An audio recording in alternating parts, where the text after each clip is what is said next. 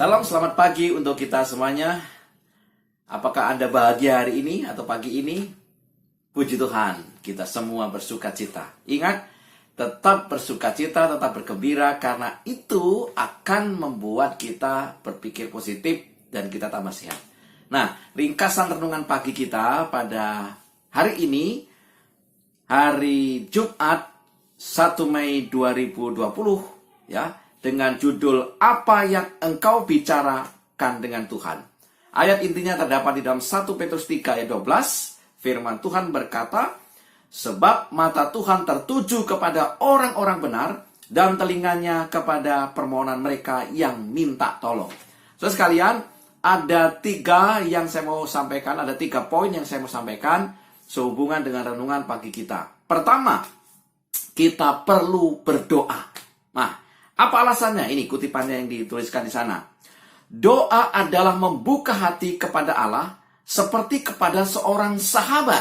Ya, doa membuka hati. Kita perlu bicara, kita perlu curhat, kita perlu berdoa. Doa bukanlah membawa Allah turun kepada kita, melainkan membawa kita naik kepadanya. Kenapa kita perlu berdoa? Karena doa membawa kita naik kepada Allah.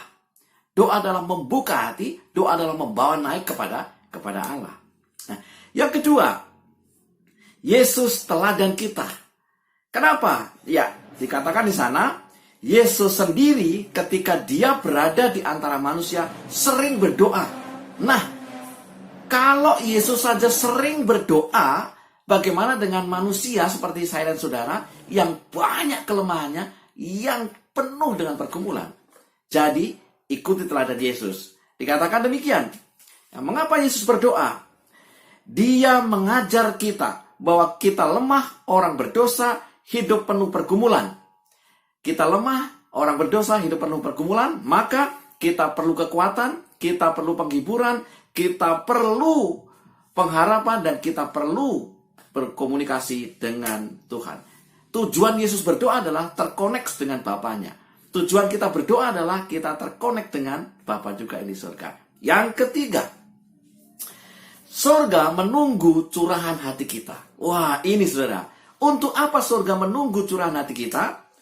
Kutipan yang akan kita baca adalah, Bapa kita yang di surga menanti untuk mencurahkan kepada kita segala berkat-Nya. Oh, rupanya surga menunggu karena apa? Karena surga rindu untuk mencurahkan berkat-Nya. Jangan tunggu-tunggu untuk kita ngomong, bicara, curhat, berdoa. Supaya apa? Berkat-Nya dicurahkan. Saudara sekalian, kutipan Roh Nubuat Ellen G. White di dalam buku Kebahagiaan Sejati halaman 105. Allah bersedia dan mau mendengar doa yang tulus dari anak-anak Allah yang rendah hati. Namun, dari antara kita masih banyak juga yang enggan menyatakan keperluan kita kepada Allah. Allah bersedia dan mau mendengar, saudara sekalian. Oleh sebab itu, jangan lagi enggan.